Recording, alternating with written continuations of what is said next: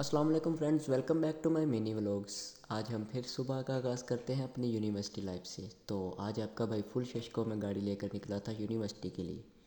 اس کی وجہ شوخیاں نہیں تھی، اس کی وجہ سردی تھی، کیونکہ آج جب صبح میں اٹھا تو بہت زیادہ سردی ہونے کی وجہ سے میں نے کہا چلو آج ہم گاڑی پہ جائیں گے۔ خیر ہم نے اپنے دوستوں کو ریسیو کیا اور ہم پہنچ گئے یونیورسٹی کے گیٹ پر۔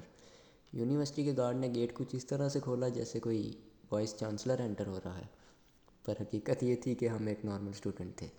خیر ہم نے بھی پھر دھواں دار انٹری دی اور پہنچے مین کار پارکنگ کی طرف۔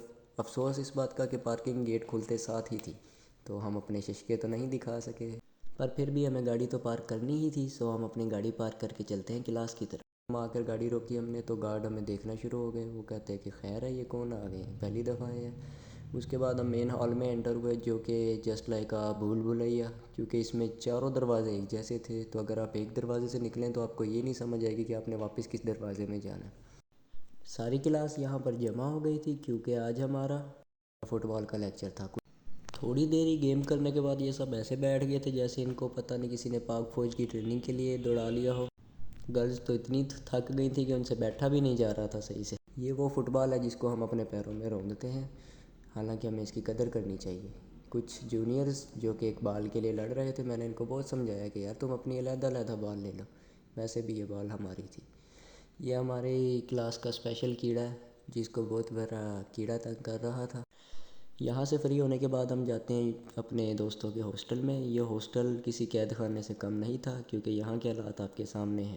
ہاسٹل میں آنے کے بعد سوچا آپ لوگوں کو بھی ہاسٹل کا ویو دکھایا جائے اور ہاسٹل لائف کے بارے میں بتایا جائے۔ اس کا سب سے عملی نمونہ یہ حاجی صاحب تھے۔ حاجی صاحب اپنی یونیورسٹی کی یونیفارم کو ہاسٹل کے کمرے میں بیٹھ کے دھو رہے تھے اور دھوتے ہوئے کہہ رہے تھے کہ یار تمہیں کیا پتہ یونیورسٹی لائف کا کس طرح سے گزارنی پڑتی ہے۔ حالانکہ یہ بندہ اتنا شریف نہیں ہے، پر کہنے کو حاجی صاحب ہے۔ خیر تھوڑی دیر انہوں نے اپنے کپڑے وغیرہ دھوئے، یونیفارم کو کلیئر کیا، اس کے بعد جو ہے پھر اپنی حرکتوں کی طرف دوبارہ آ گئے۔ اب آپ کو پتہ چل جائے گا کہ یہ کتنا شریف ہے اور کتنا نہیں۔ یہ ان کا معمول کی لڑائیاں ہیں جو کہ یہ ہاسٹل میں لڑتے رہتے ہیں ہر وقت۔ خیر میں تو انہیں چھوڑنے آیا تھا، پر اگر میں یہاں پر آ جاؤں تو میں بھی ان کے ساتھ ذلیل ہو جاتا ہوں۔ ابھی تو میں بنا رہا تھا ویڈیو تو اس نے مجھے کچھ کہا نہیں، ورنہ یہ سب کو ایسی ذلیل کر۔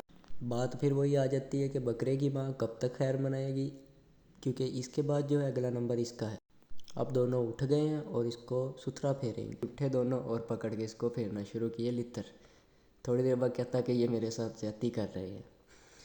دوستوں کو ہاسٹل چھوڑنے کے بعد میں گھر واپس آتا ہوں تو گلی میں کھیل رہے ہوتے ہیں سب بچے کرکٹ، تو میں سوچتا ہوں کہ کیوں نہ میں بھی ان کے ساتھ جا کر کھیل لوں۔